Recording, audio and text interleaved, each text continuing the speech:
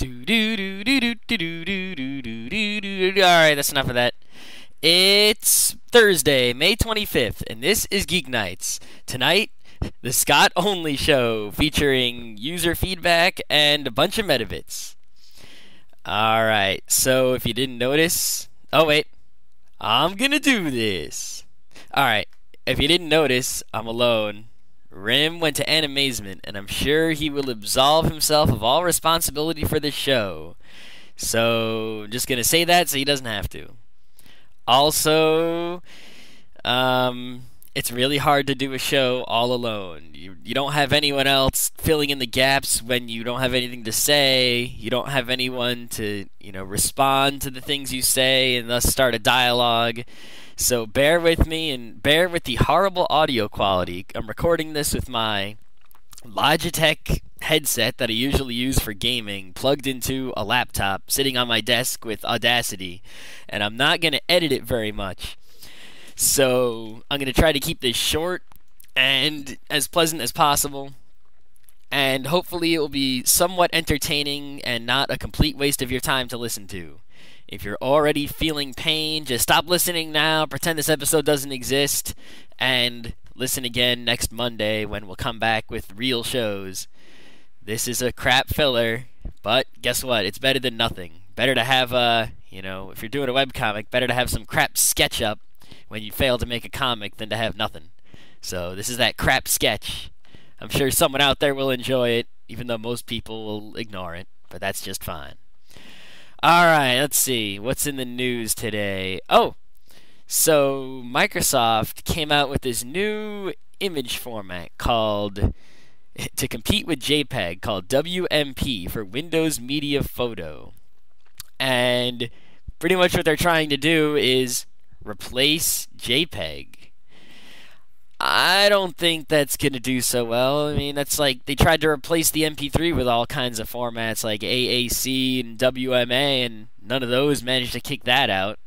No, I really don't think anyone in the world, even people who aren't open source zealots, no one is going to opt to use some closed, difficult to use format that only works on some devices when by default every freaking digital camera in the universe, pops JPEGs off of itself, and every freaking image software in the universe, uses JPEGs and supports them fully. When Windows Media Photo will, I guess, not be fully supported by everything.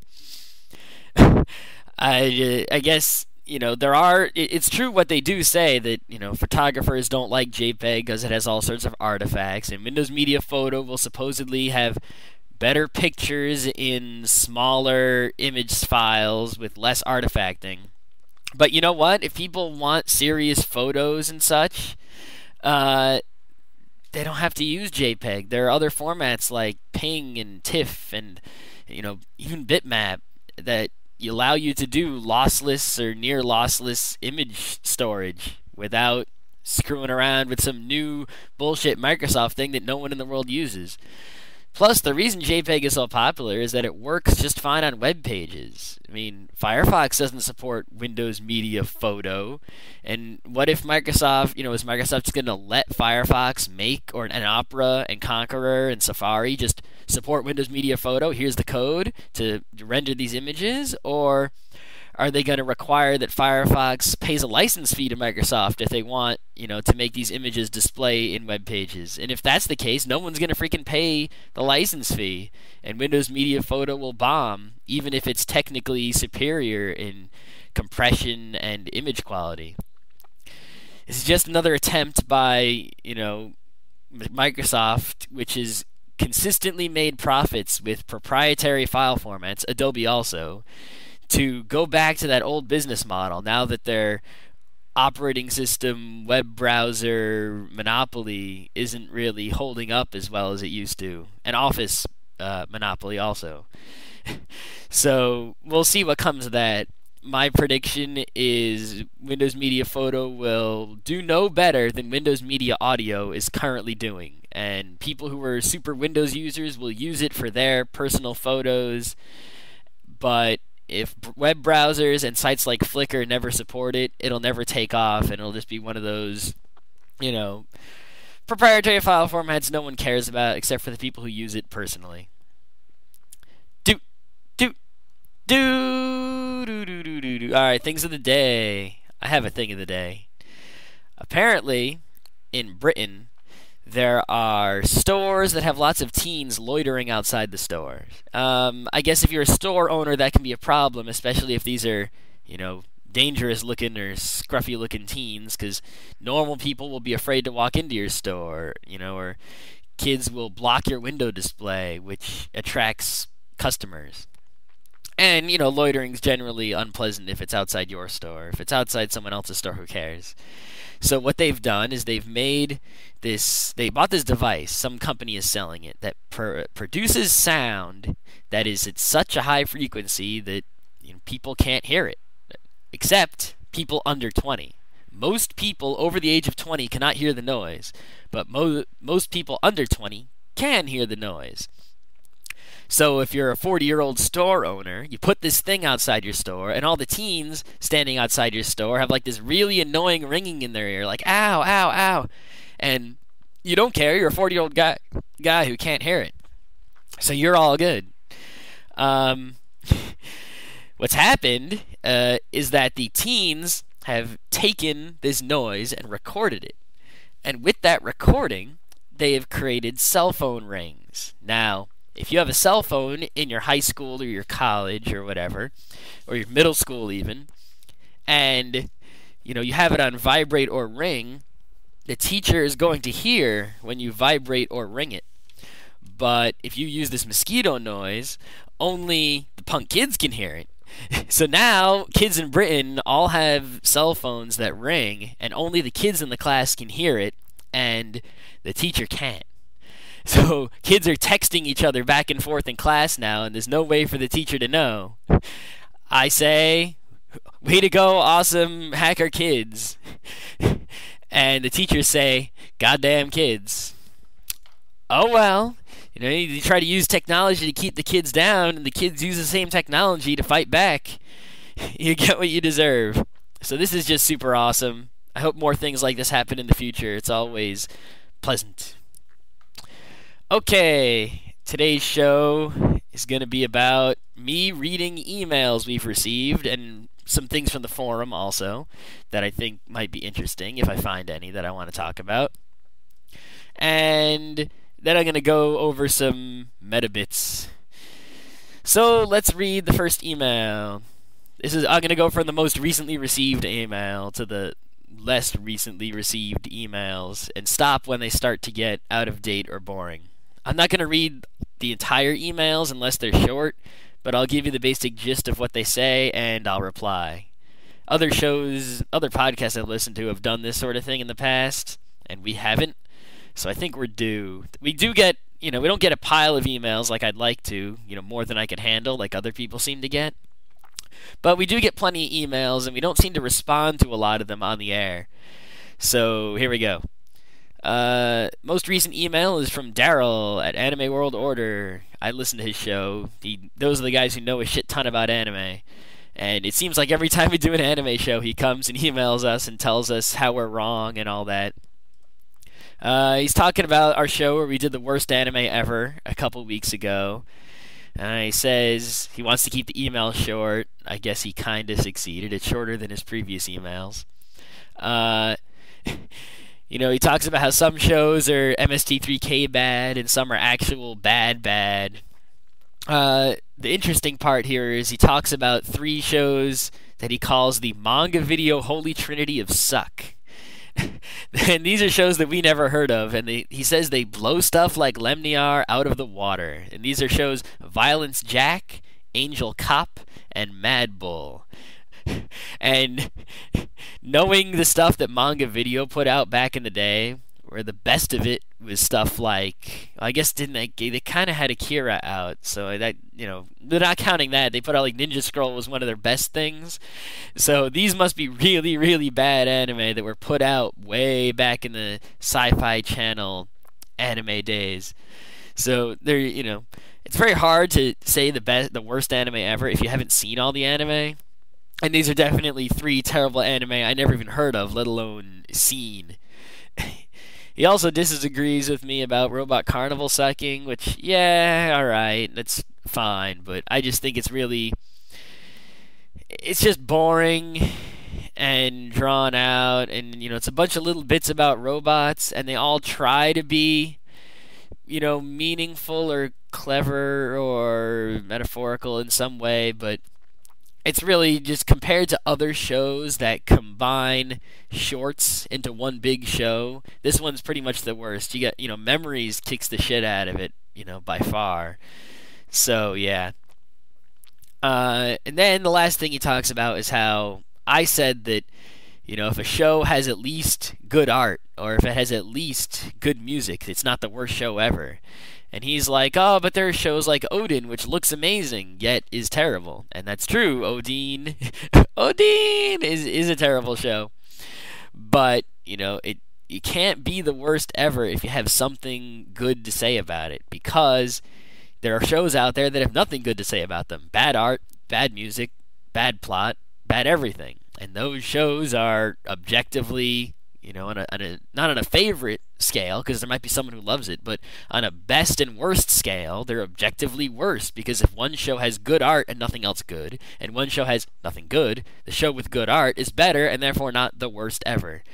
But there is a point at which the other parts of the show are so bad. So a show with good art and nothing else redeeming, and a show with nothing redeeming. No, hold on. A show with good art, nothing else redeeming, but a horrendous plot. And a show with nothing redeeming, but none of it is really horrendous. Those could be even, because the bad plot could detract from the good art. Which is pretty what that's what Odin does, for sure.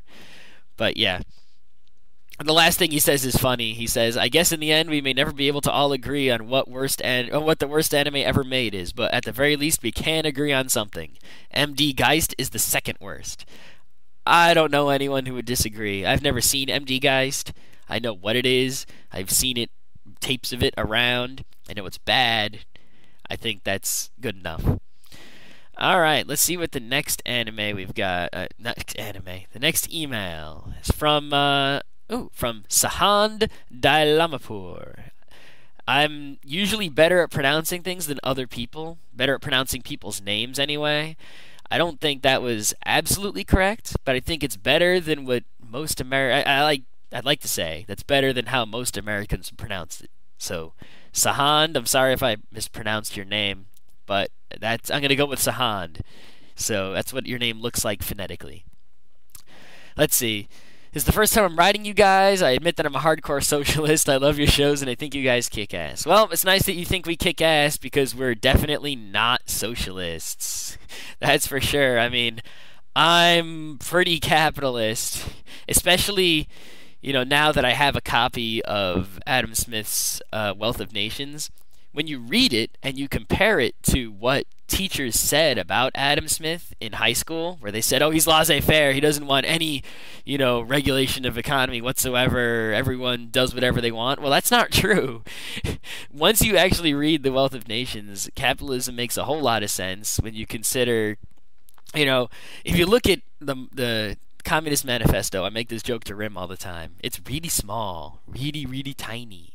If you look at The Wealth of Nations, it's really, really big. This thing is like tremendous. Like War and Peace big, we're talking here. And it's pretty cheap. Go get it on Amazon.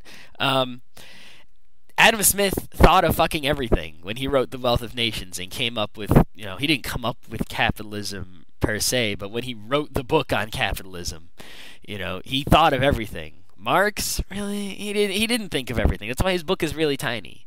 And there's an old quote that a lot of people attribute to Winston Churchill, I think, but I'm not. I've seen things around the internet saying he didn't say it, he did say it, someone else said it. It doesn't matter who said it. The quote is still a good quote. The quote is, if you're it goes something like this: if you're under 20 and you're not a socialist, you have no heart. And if you're over 20 and you're still a socialist, you have no brain. And while obviously it's not some holy truth, you can see, what where the quote comes from. Is that people with a lot of compassion, for others, they want socialism. because it feels like, all right, if everyone gets the same amount of money, it feels like a really utopia type of thing. No one's poor, no one's homeless, everyone's got what they need, it's all good. The sad truth is that it doesn't really work that way. And the people who believe in capitalism, like myself, we say things like, it's justice. Everyone gets what they deserve, which also seems really fair and utopia in a certain way. The difference is it can kind of work. So, yeah, I just went in a crazy rant. Then he starts to talk about Che Guevara, who I think we mentioned on the show a couple times. He says Che was a doctor. He met Fidel, and he talks about what Che did, and he tries to clear up some conspiracies about Che. I'm not going to read it all because I don't know how much of it is true. He didn't cite any sources. I didn't have time to go do research to see what was true and what wasn't. But just from reading it gives me the feeling that he's not 100% on target.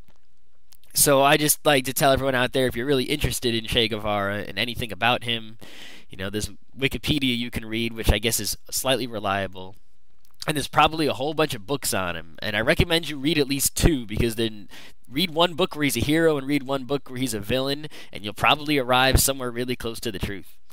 I just don't really care that much to go into it. Then he talks, the last part of his email, random story, I'm going to read this email. Random story, last night I was in Walmart comparing prices on a couple DS games, and this mom and her son come up to me. The dude was about 20-something based on his looks, or he just had a lot of facial hair, in parentheses.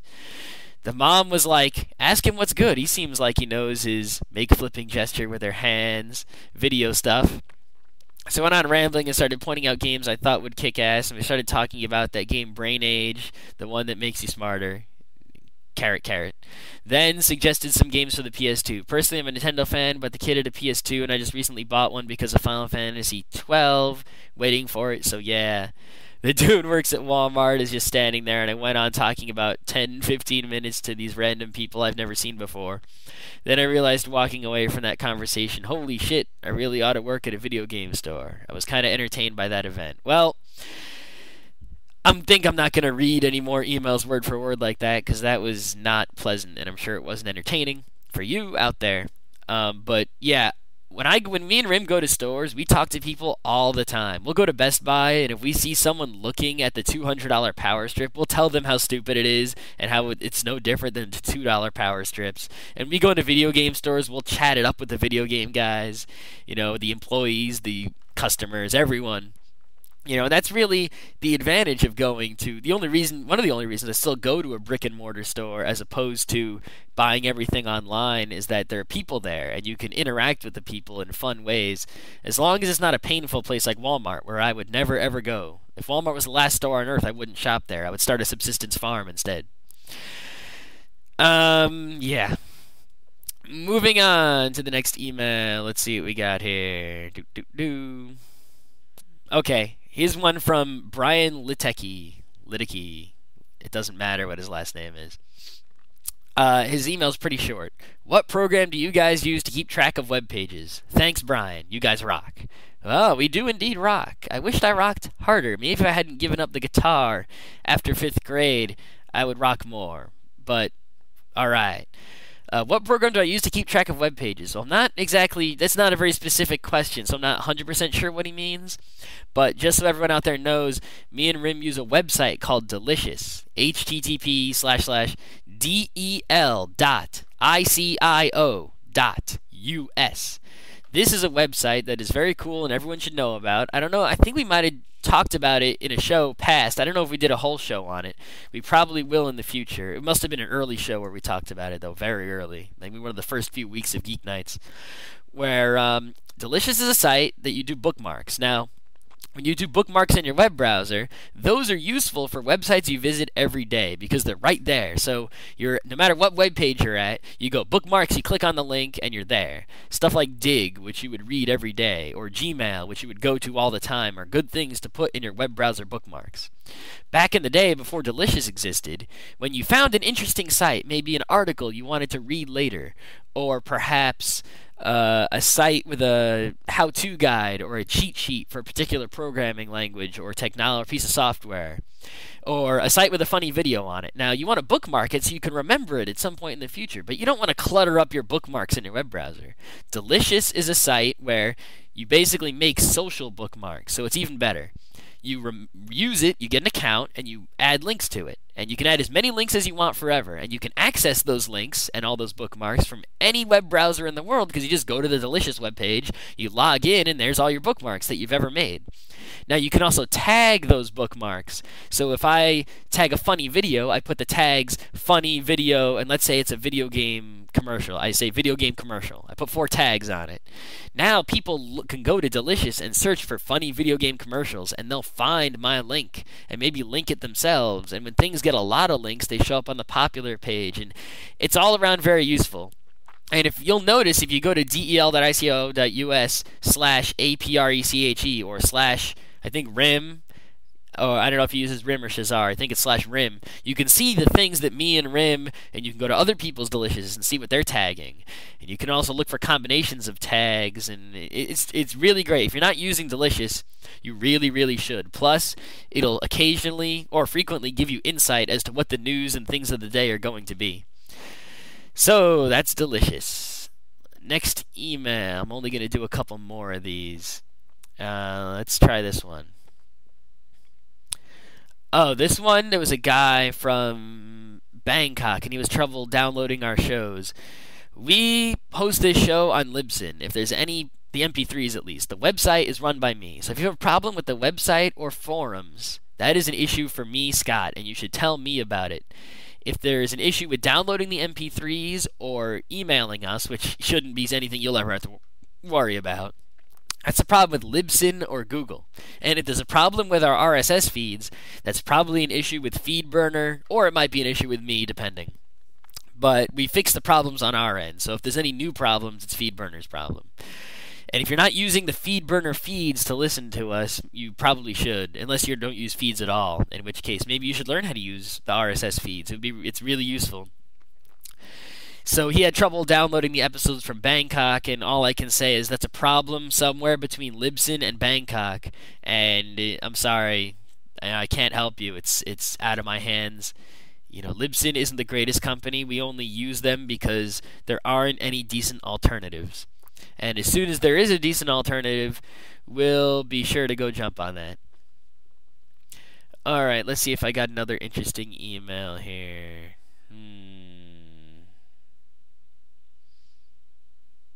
Oh my god, I'm losing airtime because Rim isn't here. Oh, someone did email us trying to have us interview this guy and sell something, but we're going to do a special episode later about shilling, where we will cover all of that. So don't you worry. Oh, here's a guy, Olaf Alberg. This will be the last email I read, then I'll do metabits, and then I will spare you any more suffering. I started listening to podcasts when he got his broadband connection a month ago. He listened to all our shows. He has some suggestions. At one point, Rim says he has some sort of special and in-depth knowledge of propaganda and or commercial. That would be very interesting to hear about. Yeah, we know a whole lot about that sort of stuff. But if you really want to know about that sort of thing, there are plenty of books. One day we'll do a show about it. Maybe we can do like a month where every Thursday we'll talk about, that can go well with our shilling show. It probably won't be in the same show, but it can be related in terms of, like a persuasion series. I remember Rim took a whole bunch of classes in persuasion in college, and I've read all of Rushkoff's books, Coercion and such. So we could, maybe make a month where every Thursday is somehow related to persuasion and arguing and that sort of thing. I think people would enjoy that. That's a good idea. I'll write that down. Quite a few, his email's pretty old. Quite a few shows back, you mentioned something about doing a show about computer securities. Looking forward to it since. The fact that I've gone through all your shows should be evidence of enough of my appreciation of it. But just to make sure I'm going to say it straight out, I really like your show. I'm looking forward to the next episode. Well, that's awesome. Ooh, he's from Sweden. Yeah, Sweden's awesome. All right. I think they actually won some big hockey, too. Like the hockeys. We did mention something about doing a show about computer security. There is a podcast out there called Security Now. It's pretty popular. And all they do is talk about security on that podcast. So if you're really, really interested in computer security, I recommend you listen to that show. I used to listen to it and then I stopped because it really speaks to a lower level than the level that I'm at. But it was a good refresher for while I listened to it. It just got kind of boring. Also, the guy who does the podcast is, he's a security professional. He knows his shit, but sometimes he can be a little off the mark in some cases. We will do a show, the problem with computer security is that it's a really broad topic, but we will do a show in the future, probably about, maybe we'll do it in our series of how computers work, but we'll definitely do some sort of show about how to keep your personal computer secure, and another show about how to keep your home network secure. Or maybe we'll combine them into one show, like just, practical security things you can do as a normal computer user and not as a professional. Alright, that's enough emails. Let's cover the meta bits and be done with this. First meta bit, we have a website. Yes, if you've never listened to Geeknights before, or if you've never been to our website because you subscribe to us in iTunes and you never have gone to see what we're about, if you go to frontrowcrew.com, FRONTROWCREW.com, if you go there, there is an awesome webpage awaiting you. Not only are there links to all our feeds and all sorts of other goody stuffs, every single episode is listed there. You can search through our episodes. Maybe there was something we talked about. You can see there are links to My Flickr, My Delicious, My Listal, Rim's Delicious. You can browse episodes by category. And also, there are notes for each show. So there'll be in each show notes, there are links to the news stories, links to the episode, and links to the things of the day. A lot of people, hear us talk about the things of the day, and then I'm not sure if they actually go look at the things of the day. Like, we'll sit here describing some funny Google video, and people don't go out and watch it. I don't know. You should go to frontrowcrew.com, and you will find the link to the thing of the day, and you can go check it out yourself and be entertained. If you're not doing that, you're really not getting the full Geeknights experience. Also, on frontrowcrew.com are our RSS feeds, which I just said. And in case you didn't know, there are 6 feeds. One feed is the blog feed. That has an orange icon next to it. All the feeds are on FeedBurner, by the way. You should not be using any, except for the blog feed, you should not be using any non-FeedBurner feeds for the purposes of podcast subscribing.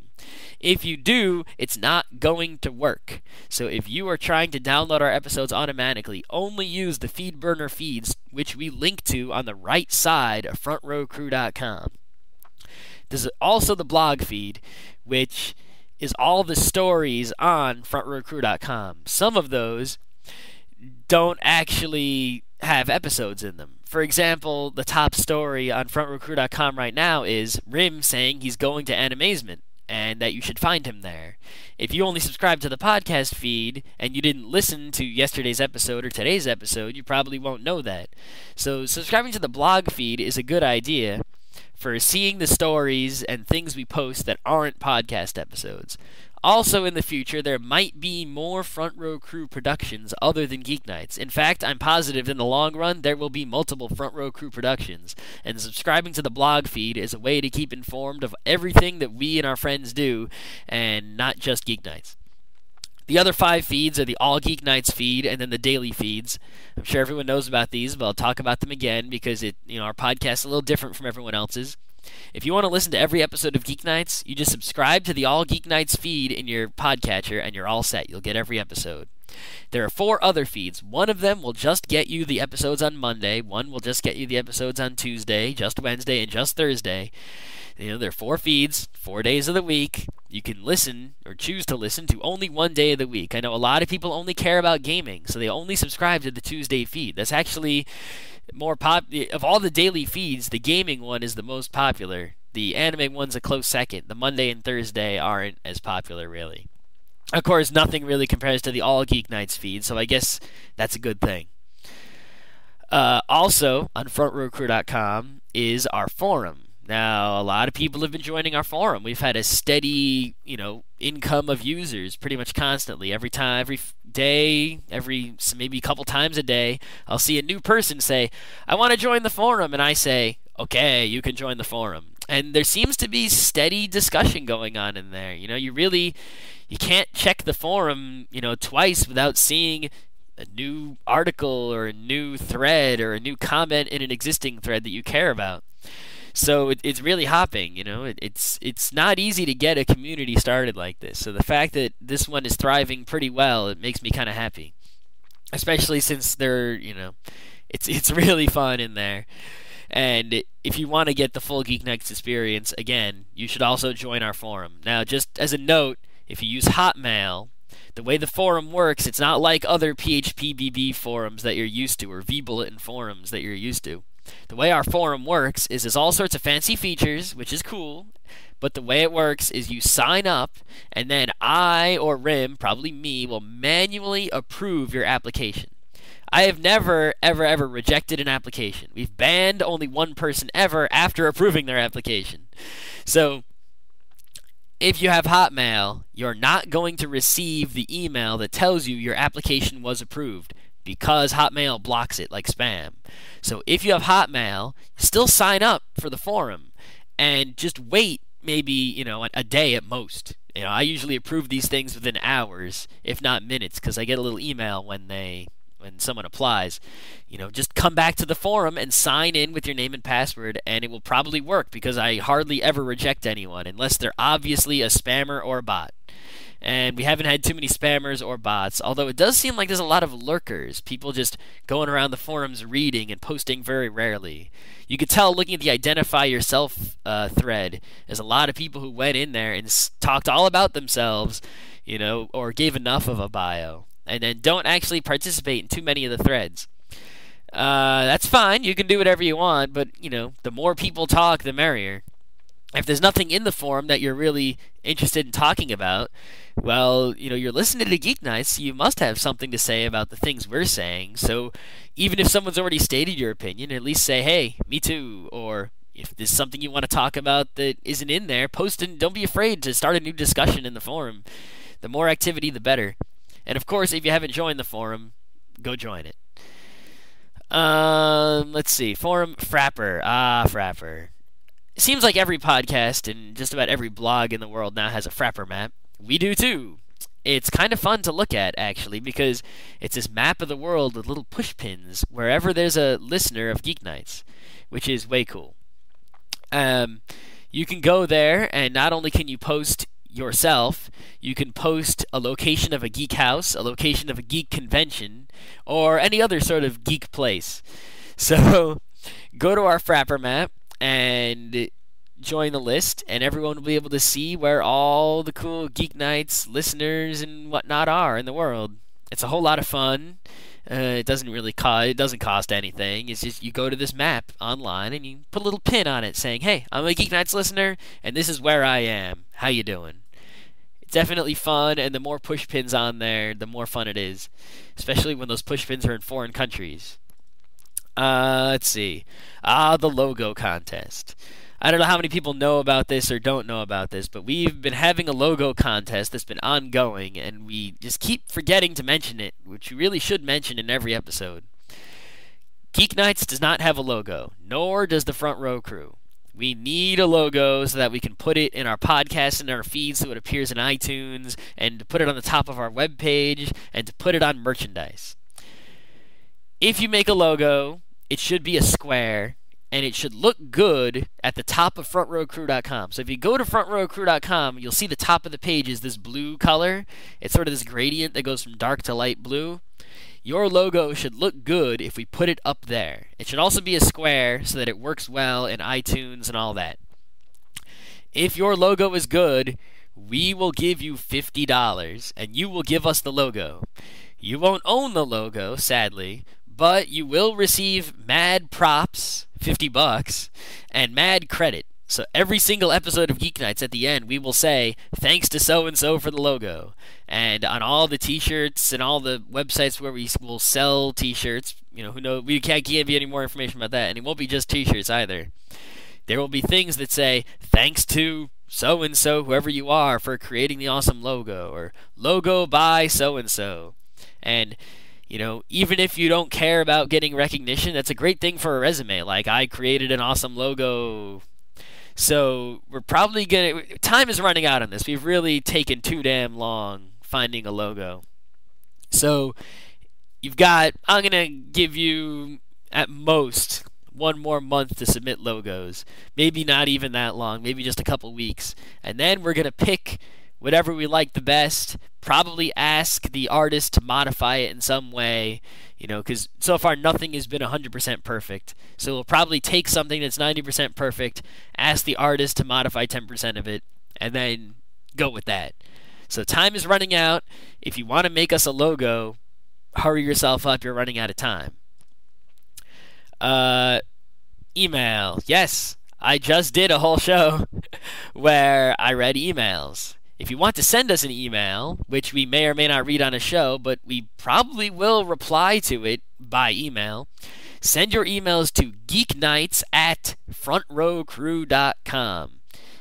I think you can figure out how to spell that based on the other things I've said. Okay, I think I've tortured you all long enough. This show's over. On Monday, we will resume normal, mildly edited podcasting, as opposed to this completely unedited crap audio quality, nothing podcasting. Right. Shutting up. Monday. Bye.